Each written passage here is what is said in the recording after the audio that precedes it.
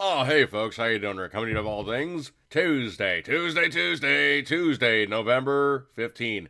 And, we got a few months before, well, Trump comes in office, gets, well, actually sworn in, but the liberals are going upon themselves to simply go to such levels, depths, breadths, and just amazing contortions to show their discontent. It's insane. The idiot Hannigan or Harrigan, whatever his name was, making absolute direct threats to Trump to say, "Oh, I'm going to be in a window with a sniper rifle, and I'm going to XYZ when I see you, motherfather." Blah blah blah blah blah blah blah. Pictures I posted literally on my Facebook. People literally defacing their body. Trump is not my effing president. Inked on the side of their ribcage. You can ask anybody that does tattoos, okay? Getting a tattoo on the side of your rib cage. Okay, there's a reason why soldiers and Marines get it on their rib cage. Because most times when you're in combat and you get kablooied, usually you lose your arms, your legs, and other body parts. All your appendages pretty much fly off. Your torso stays intact. So they're stating, if you want to identify what's left of me, that little patch that's left over here is about 99.9% sure to still be there and identifiable to say, yes, that is me.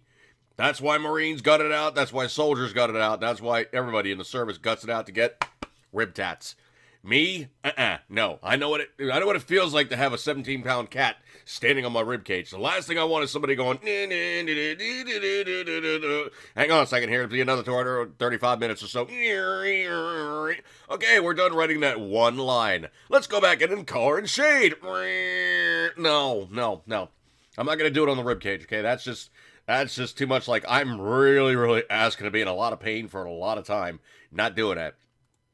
So anyway, the epic butthurt of these liberals is well and just completely beyond the pale.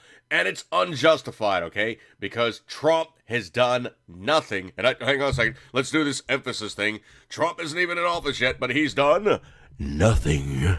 Nothing yet. He's done absolutely nothing except speechify and state his intentions and say some of the people that he considers worthy of note to be in his, well, presidential cabinet.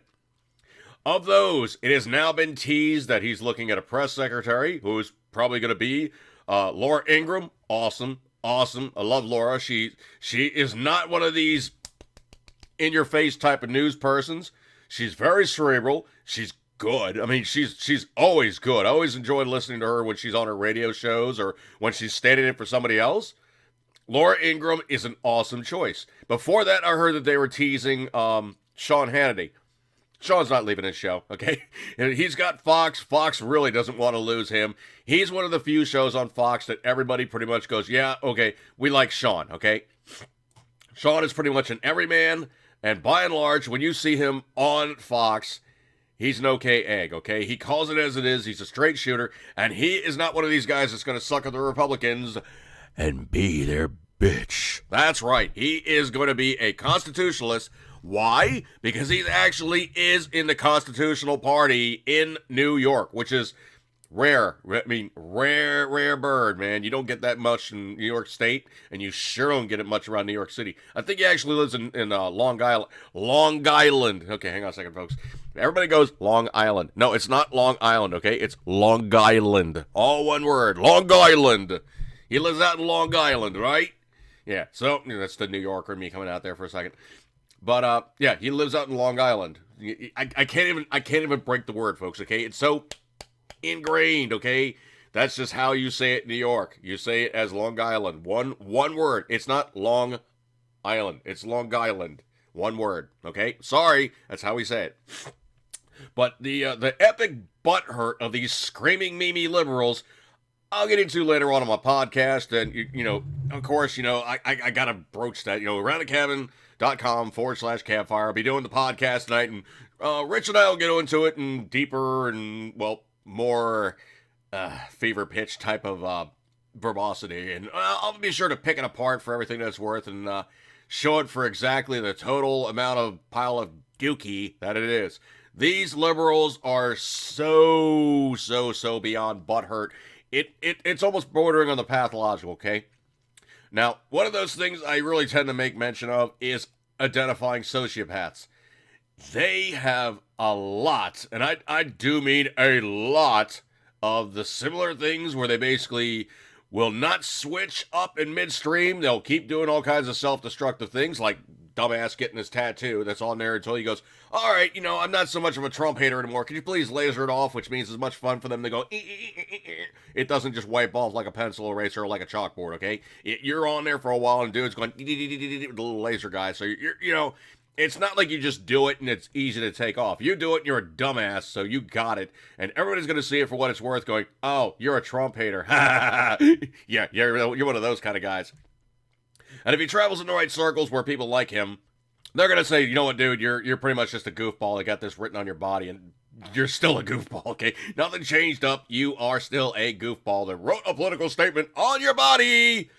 Almost about as bad as that one guy that did like the Trump tattoo across his forehead. I would never do that, okay? I mean, I support the guy, and I really, truly like the guy. I'm not going to deface my body to say I'm advertising for the guy. There's very few things I would actually put on my body with, ink to state that is my intention to state for public view, this is what I hold dear. Because I don't need to do stuff like that, okay? Yeah, I am probably going to get ink somewhere along the way, but it's not going to be like, okay, well, I'm an XYZ, a party member, a blah, blah, blah, and this, that, because they're too transitory, okay? You're talking about things that are pretty much, well, they're constructions of man, okay? And constructions of man are pretty much not long-term things. There's only three things that are going to be, well, around for pretty much ever, and that's the universe, God, and, taxes. Taxes. Yeah, we got to get rid of them. Hopefully Trump fixes that, too. All right, folks, I'm going to break off of this one. Eat good, keep ring. As always, you know you love it. RoundTheCabin.com/campfire. All the rest of the good stuff like that there. See you guys tonight at the podcast, and join in. If you don't want to go to the podcast, you can always go to Around the Cabin on YouTube, and you can also see us doing it live. F it, we'll do it live! Yeah, that's pretty much how we always do it. We rock and roll like that. We do it live. All right, folks, I'm going to break up with this one. Equal Captain Ring as always. You know what, you love it. It's me disrupt the rest of my coffee.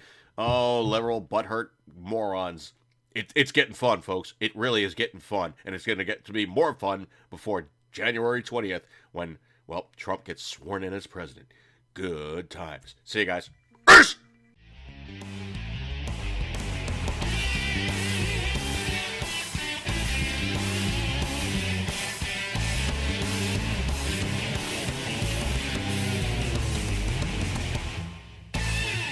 Ooh, looks like I have a new button to play with. It's called the narration button, and I can do it now in Windows Movie Maker. Good times.